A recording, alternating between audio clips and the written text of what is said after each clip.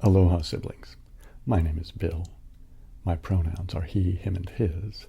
I am the atheist, anarchist, advocating agape. Now that last little bit is, I suppose, some shameless self-promotion for my W.C. Postman channel. The link, the @ thing, will be in the description. Yeah, that's where I talk about, my worldview, religion, etc., that kind of thing. Yeah, there's a whole weird collection. It's basically just a vlog thing, right? And so if you're interested in stuff about what I think, that's the best place to probably find it.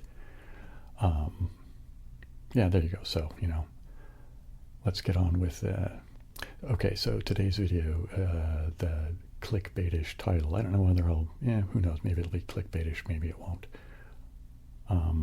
It's going to be something like trigger warning or something like that, right?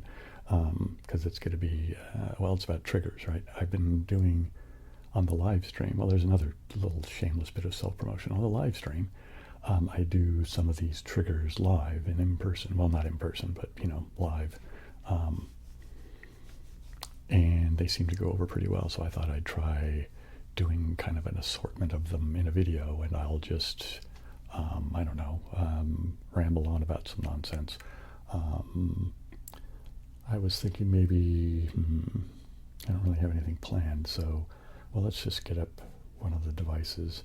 I'll start with this. This is a little jar that I have here that, well, I'll just do the noise. It's people quite like it on the live stream, so I figured I'd do it here in just a regular video. See what you guys thought about it.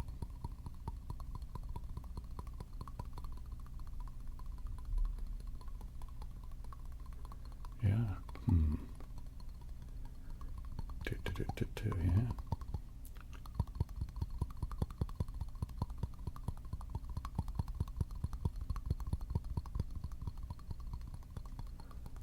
I don't know what it makes me think of.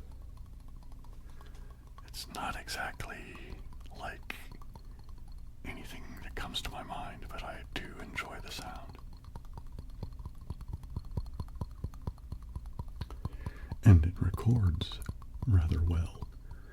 What I mean by that is what it sounds like in the room with me is very much like how it sounds when it's recorded. Some things, they don't record exactly the way they are in the room. Close enough mostly for recognition and all of that, but when it comes to the weird little subtle aspects of noises that, for those of us that do the tingly nonsense for our triggers, or receive the tingly nonsense from our triggers, sometimes there's a subtle aspect to the sound that if it's not there, it's just not working.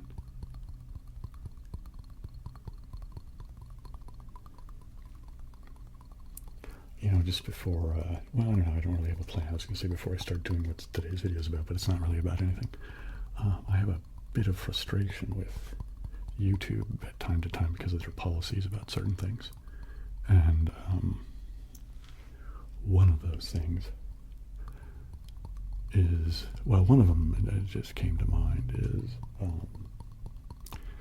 that they're always trying to get me to put ads that are mid-roll ads, right? It's like, you don't want to do that in ASMR, man. There should be enough ASMR artists on YouTube that they'd kind of get the idea, And the other thing is that YouTube uses watch length to determine whether or not your video is popular or not, or worth watching, or, recommending and all of that. And my contention with that is that, well, when I'm doing ASMR as a person who was just consuming ASMR, watching it, I tend to click around a bit, you know what I mean? It's like sometimes I don't know exactly what it is I'm after. And so let me watch this video for a few minutes. No, that's not quite it. Well, let me try this one over here. And sometimes that's not quite it either. You know what I mean? So it seems like, I think a lot of people do, well, I don't know, maybe I'm projecting, but I would imagine that a lot of people do something a lot like that in their own ASMR consumption habits. Uh-oh, people are upstairs making noise. Hopefully they won't be too loud.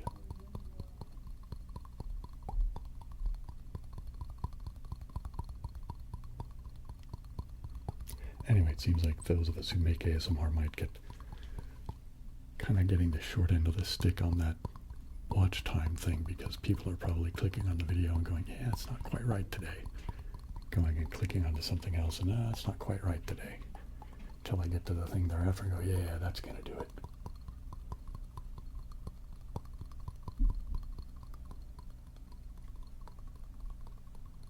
Because sometimes even an old familiar thing is just like, that's not doing it today. Sometimes I think it's due to familiarity, you know?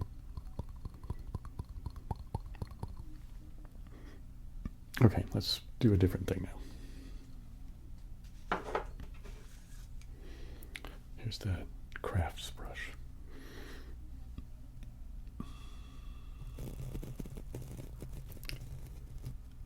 I always feel like I need to be pretty careful about brushing with this brush, because I think if I'm not, then I get a little too rough. We don't want to be rough. We just want to get that nice kind of, whatever that sound is. You know? Okay, let's go over here a little bit. And I'll do a little bit of whisper over here too. A little bit of brushing. A little bit of whispering. A little bit of brushing. A little bit of whispering. Making little clicky noises with the mouth.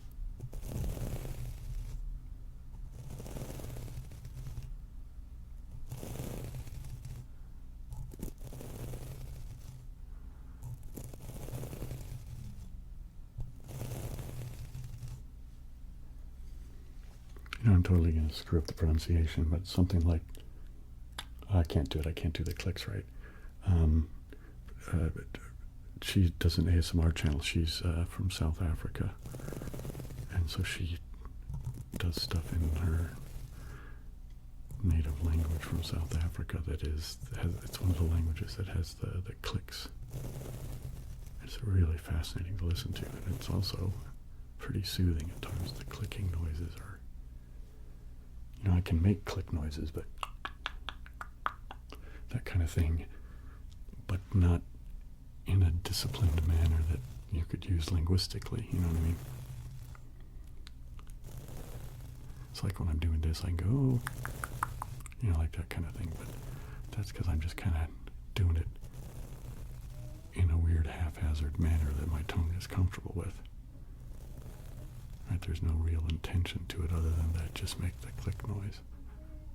But when I have to do it inside of some kind of sequence of syllables, I just can't do it, man. I mean, I suppose I'd be able to learn it, you know. But being the lazy goofball that I am, it's not anything it's not a high priority for me for right now, you know. I mean, I don't mean any disrespect, it's just I'm kind of a lazy prick.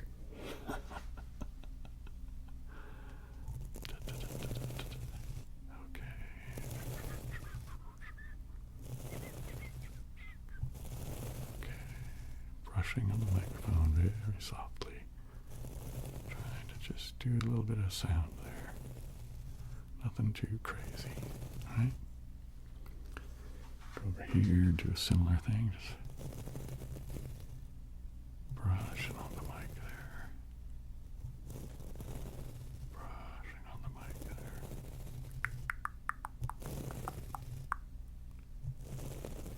Yeah, there we go.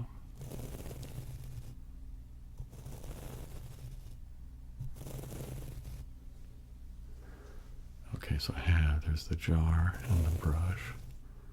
And the other thing I'll get out here in just a moment, is a little piece of bubble wrap. I'm not going to do popping up the bubbles because it always just comes out way too sharp.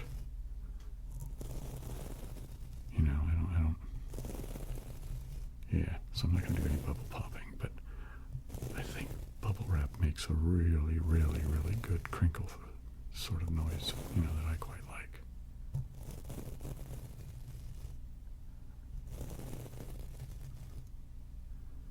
And I've never thought about trying to do anything with any clothing. I don't know that I have, because when I thought of crinkle noises, what came to mind is Maria, Gentle Whispering, has a few videos where she uses these shirts and jackets and things that make crinkle noises as she moves around in them. And that's pretty satisfying sound. I just don't know that, I mean, I have a windbreaker, but to be honest, I've never really noticed if I'm sure it makes noises, obviously, but I just don't know the nature of those noises, right? It's never struck me as anything terribly interesting, so, maybe it doesn't make anything has any valuable, no ASMR value. Oh no, stop making noises.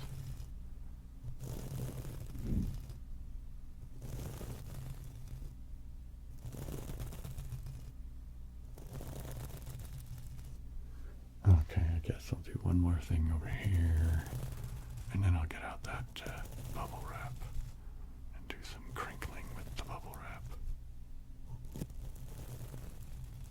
And then maybe I'll go and do at least another round of all three of them.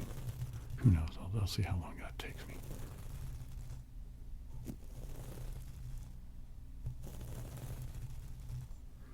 Okay.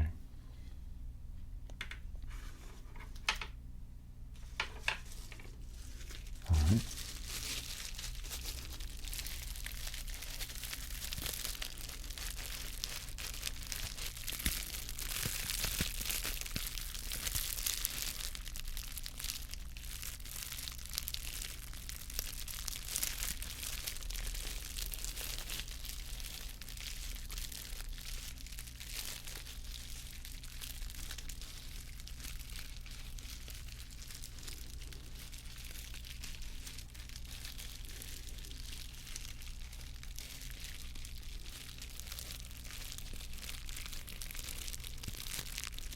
The meter's going okay.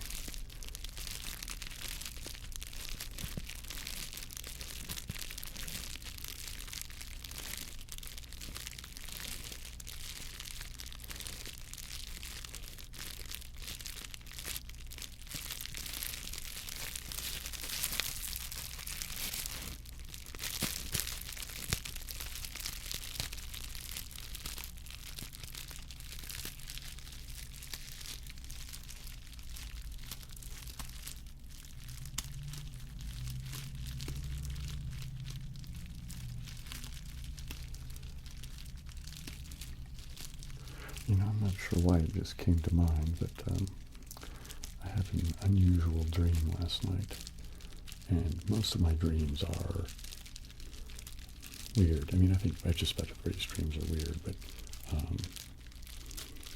and most of mine, they're just like if you tried to remember them and tell somebody about the plot, there isn't one. I mean, there's just so many things going on that it's like, what?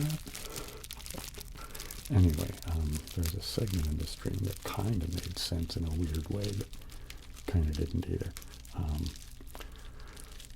So in it, I was actually residing once again in Southern California, and in a house that my grandmother used to own and live in, but she got moved out of it by the state via eminent domain so they could expand a parking lot in La Mesa for the trolley. Anyway. But for some reason, which I can't quite remember, I needed to go to Japan.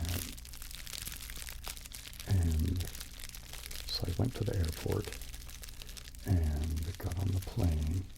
Of course, it was weird. I mean, the airport wasn't very much like the airport in a lot of ways. In some ways it was, what you would expect, but like weird hallways and things just going into weird places, and it didn't really make, I mean, while I was in the dream world, it made perfect sense, but, you know, now that I'm awake and kind of haphazardly, or not haphazardly, but half-facedly, I guess, remembering it,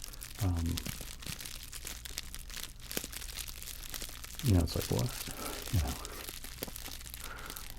But anyway, even though I was living in the house that's down in, or was down in Southern California, the airport resembled more SFO. Anyway, so I got on a plane and went to Japan. And I can't remember why I was supposed to go there, but, and I realized when I got to Japan that I had forgotten something, and it was a piece of luggage that had something important in it. And I can't remember what that was either. Anyway, my eldest niece happened to be there, and she had been looking for me. Well, partially because she and I will occasionally imbibe with cannabis together. She's not a kid, she's like 30, so.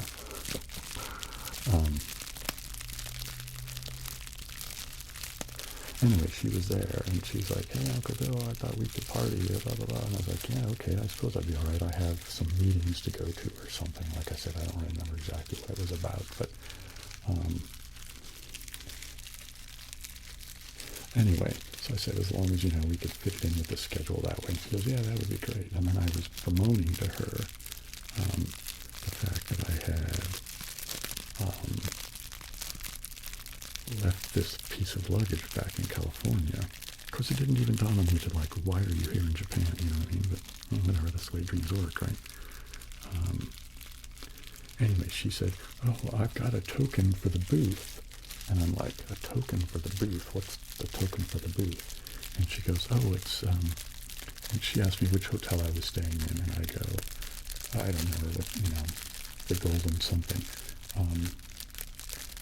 And she goes, yeah, that's the right hotel, too. I have a token for their booth. And I'm like, what is their booth? And she goes, oh, it's the travel booth. And I'm like, I still don't get what she's talking about. Anyway, so she goes, just follow me. And so we go in through the entryway and the lobby and all of that.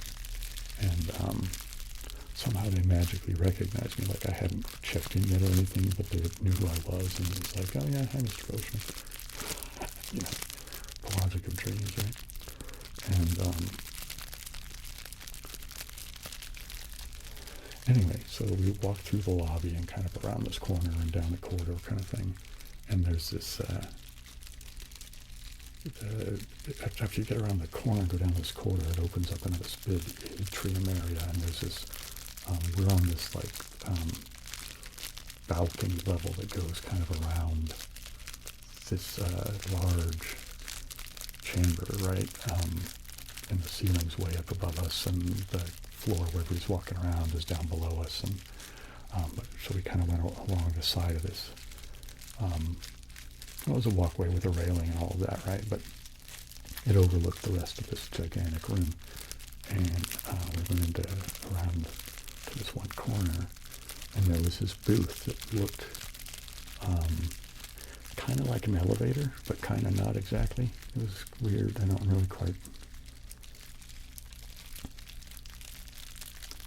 Anyway, the thing is, it was like about the size of an elevator, but it was somehow clearly you could tell it was designed for one person to use at a time, even though it was really quite large. And there was the buttons on it, right? There was like a keypad kind of a thing, and you were supposed to enter in the code of, you know, where it is you're going and all this kind of thing, whatever. And you put in a token, and then you step into it, and it will take you to any other one of their hotels on the planet that also had one of those booths. And it just so happened that there was one of those booths at their hotel in San Diego. So I was able to she said, oh, here, let me pop in my token for you. And so she popped it in, and then it kind of just went through this little thing and came back out. So I guess it's a thing that you're able to reuse, like it's your personal token or something, I don't know. And anyway, so she goes, oh, go ahead and just pop in and I'll punch in the thing for San Diego. And I was like, oh, cool, thanks, honey, that's great. Anyway, so I get in the thing and then I come out and I'm in San Diego, right? And I'm like, wow. And everybody at that hotel knew who I was too, right? And they're like, oh, hi, Mr. Postman. You know, so I guess maybe I'm famous in the stream, I don't know. And anyway, so I'm whatever. So I go and I get the piece of luggage, and it's different than what was in my memory of having forgotten the luggage, right? You know what I mean? You know how dreams do that, things morph and change or whatever. Anyway, so I got the thing I needed to get, and I'm going to go back. So I go back to the hotel, and of course it's different now, but in my mind I totally recognize it and I know where I'm at, but you know, in my memory of the dream, it's like it's a totally different building and all of that, and different colors even. And you know, so it's like, yeah, again, the weird logic of dreams, right? Anyway, so I get in there and I go to their booth, and I'm like, I don't have a token. She didn't let me take her token with me, so she has her token. She's back in Japan, and I don't have a token. And I'm like, I don't know how I'm going to get back there. So I go over to the desk, and I'm like, I don't have a token, but I need to get to Japan. And they're like, oh, well, we're sorry, Mr. Postman. If you don't have a token, you can't use the booth. And I'm like, oh, no, cool. So I had to go back to the airport and get on another plane to fly, you know. So, and that's kind of the last I remember. I mean, there was a lot more to the dream than that I kind of have vague. I mean, I know, because I remember there was a weird bit that when I was getting off the plane this time in Japan, that the plane actually kind of morphed and it looked more like a bus. Right? Not like we were getting off at a bus depot instead of an airport.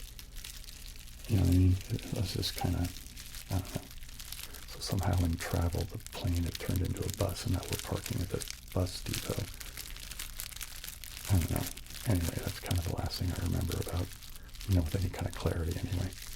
So I don't know what in the world that was about, but Bill's weird dream. Yeah, at least one of them, yeah. Okay, that's enough crinkliness. I'm gonna, you know, it's probably lukewarm by now, but I made myself a cup of tea a while back when I was setting everything up. And it's probably, it's about room temperature now, so yeah, oh well, it'll do. All right, so let's go back to, I guess we'll do the jar again for a bit.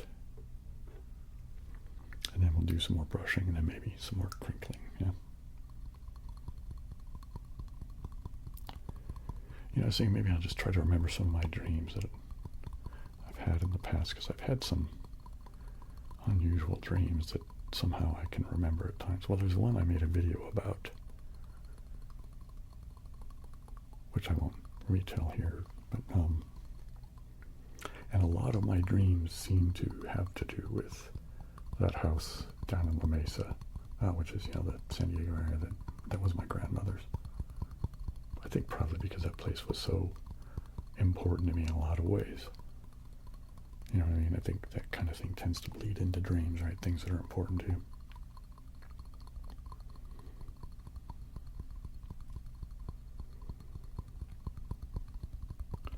I don't know, now that I want to remember a dream, I can't seem to bring any to mind. Isn't that just the way, though?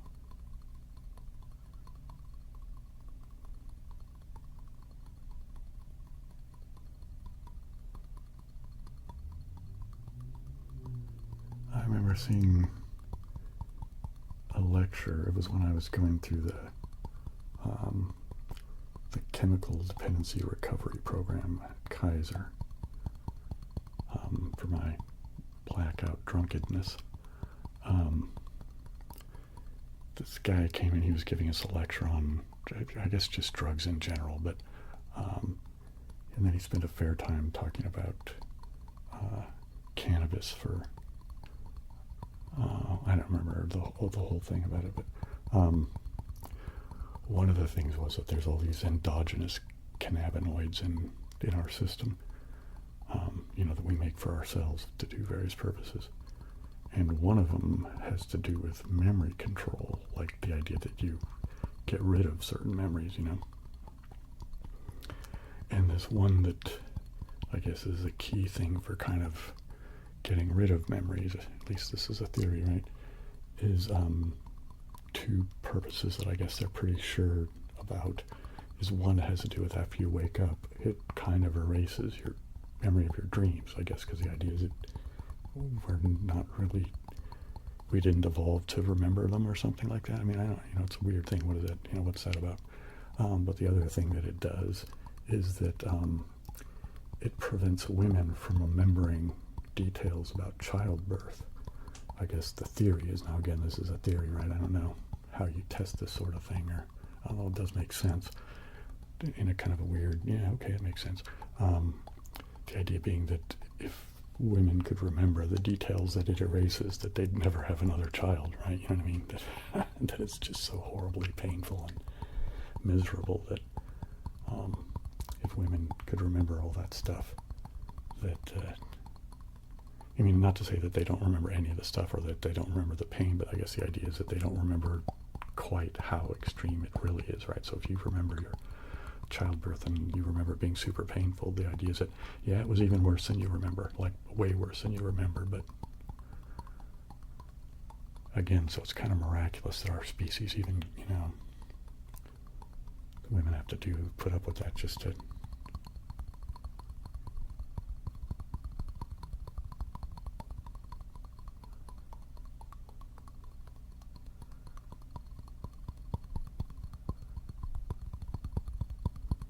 anyway, there was something else I was going to say that went along with that nonsense, and I can't remember what it was.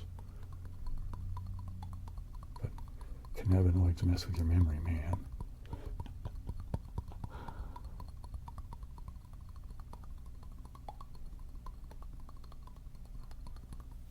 Okay, let's try. So I guess I'll do brushing. Was that the order I did before? Was it jar, brush, crinkle? I think that's the way I did it. Yeah, that's the way I'm doing it now. So we'll do a little bit of brushing, shall we? A little bit of brushing.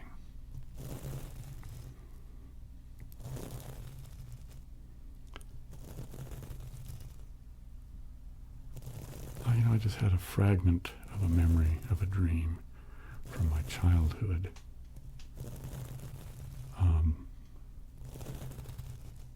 It was, I guess I was 7, I think. Is that right? I think I was 7 when my mom's sister got married, and I was the ring bearer for her wedding. And her wedding was a huge to-do. And I ended up going to several of these sort of like rehearsal type things. Actually, it was probably only a couple of them, but in my childhood memory, it's like, oh my God, we have to go to another one of those. You know what I mean? Just, you're a kid. It's not all that exciting. You're just kind of standing around, and the only thing I had to do was walk down the aisle carrying this little pillow with the rings on it. You know what I mean?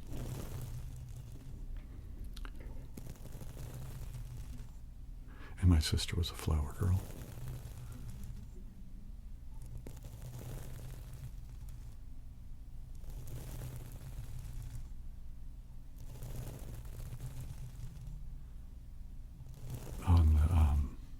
The dresses for the bridesmaids were this kind of purple and orange floral print thing that if any of you were old enough, or if I suppose you could Google it or whatever, but very reminiscent of the color scheme that PSA, that was the airline,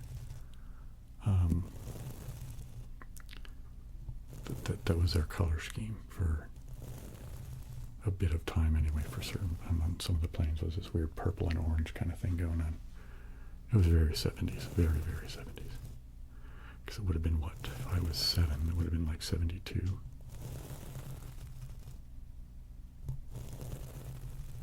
So yeah, either the end of 72 or the beginning of 73. Because my birthday's in August. And I don't remember what time of year it was when she got married. Anyway, I had this dream about the wedding during the time leading up to the wedding. And it was, I don't remember the whole plot of the wedding, but there's this one scene in the middle of the dream that was really disconcerting to me, which I think is why I remember it. And then we were in this huge hall, and for some reason it was like the alternate choice for the wedding, like if something went wrong and she couldn't use her church, which was like, why would that happen? I don't know. But if she couldn't use her church, then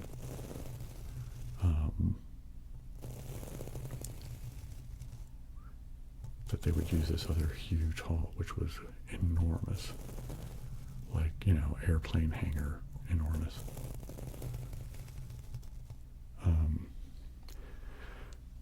But it was set up more like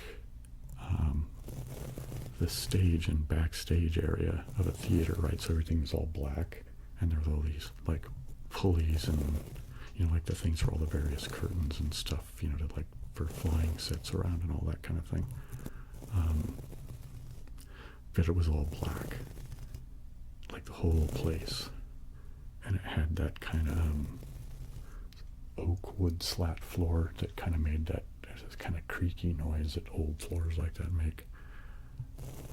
And it echoed in this gigantic hall. And the eerie thing about it was that because it was all black and the way the place was lit, depending on where you stood and what direction you looked, it looked like it didn't end. You know what I mean? It was, you know, I'm sure you've seen that kind of effect. They do it in movies and stuff sometimes, where it seems like somebody's kind of just in the middle of nowhere because it's all blackness around them and they're lit really well, but everything else is, you know, just disappears, right? So it was that kind of thing going on. And all of the women who were bridesmaids and the like were just friends of my aunt's that were around during all this stuff going on. Because, like I said, it was a huge to-do, and there were all these people involved in it. It was just crazy. At least that's my memory of it. Anyway, all these women were on these swings,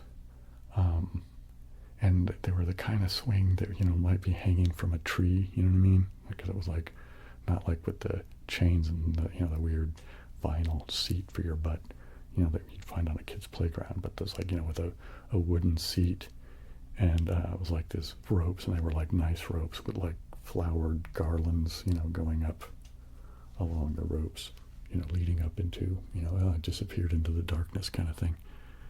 And they were all on these swings, and they were all behaving like oracles, right? You know, in the sense, like, you know, saying all this weird cryptic stuff that was supposed to be, you know, predictive information for my aunt. And it was all very dark and kind of foreboding, and, you know what I mean? It was really strange. But it's funny because it was like the stuff they were saying, it's like, I don't even remember it, but I remember emotionally at the time that it was like, oh my goodness, that's scary. But they were all very cheerful and sing-songy about it, you know? It had this really eerie sort of, you know, horror movie vibe, yeah. Which is really kind of odd, because I'd never really seen any horror movies by that time in my life, you know, at least not that I remember.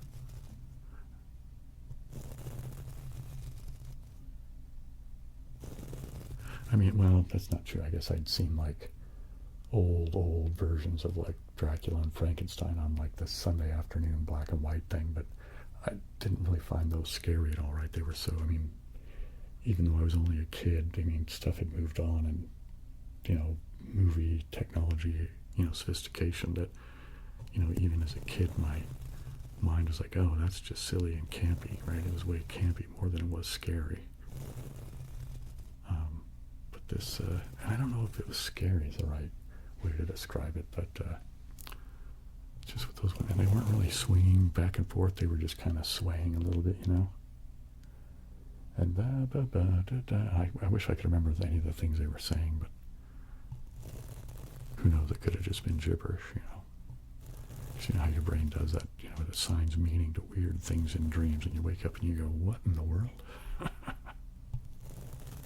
least that happens to me a lot. Typically when I wake up, I can remember several dreams, but, you know, it's that cannabinoid thing, right? It's like, ask me a half an hour later, and I'll be like, oh, crap, what was that about? I know that when I was younger,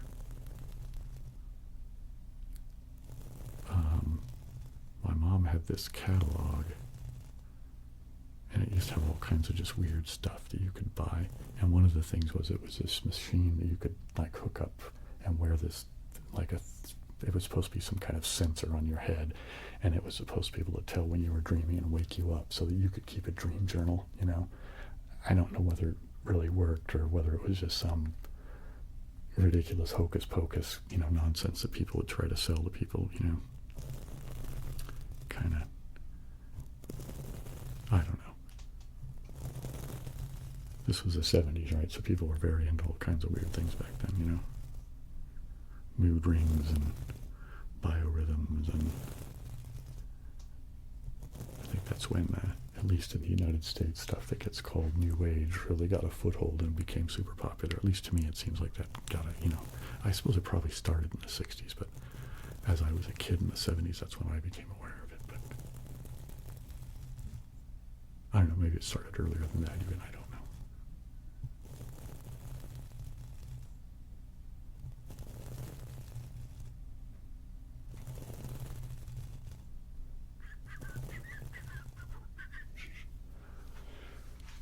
Brushing on the microphone, brushing on the microphone.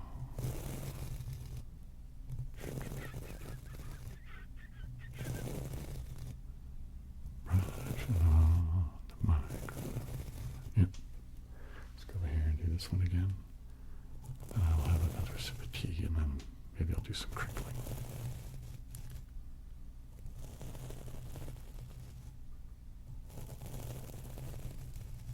Okay. Let's have a little tea.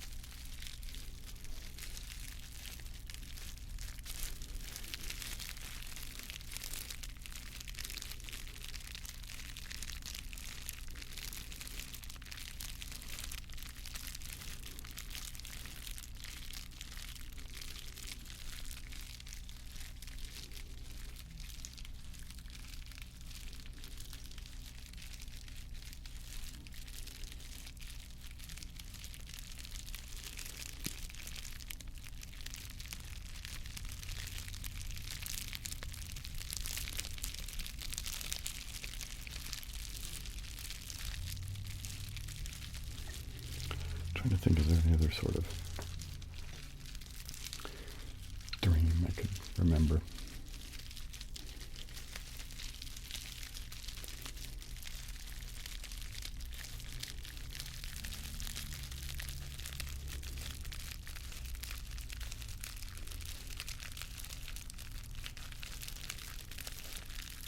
Nothing's coming to mind.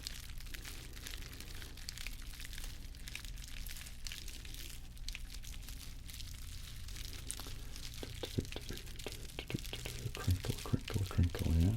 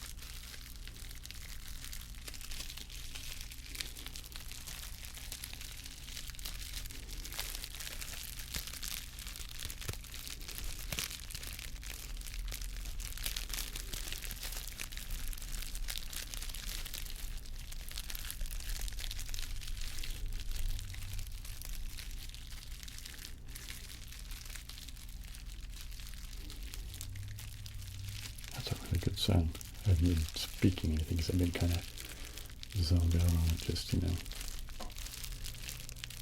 on my own self in here. Oh, there goes my fridge. Hopefully that's not too intrusive. And maybe I should remember to just turn it off. It's not going to do the food that much negative whatever for, you know, to be, have no power to the fridge for a short period of time now.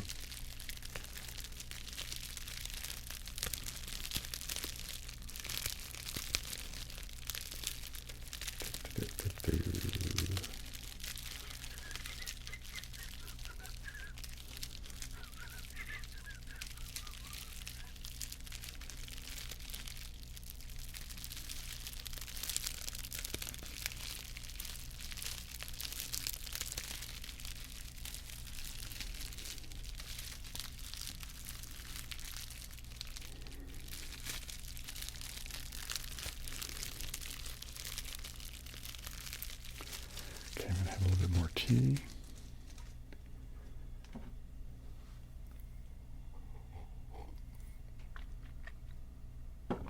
It's funny, the tea's not even hot, but I almost started to blow it, you know, because it's just a weird habit, right, you know. Okay, so how long is this being? Okay, so this is, where am I at here? All right, it's more than a half an hour, so I'm going to say that that's a reasonable length of time for a video. I hope you guys enjoyed the video. I hope the sounds were appealing and, you know, interesting and tingly and all of that. And I hope you got what you were after, whether it was tingles or sleep or relaxation or, you know, I don't know, maybe just staring at a weirdo for a few minutes out of curiosity. I don't know. In any case, aloha, siblings.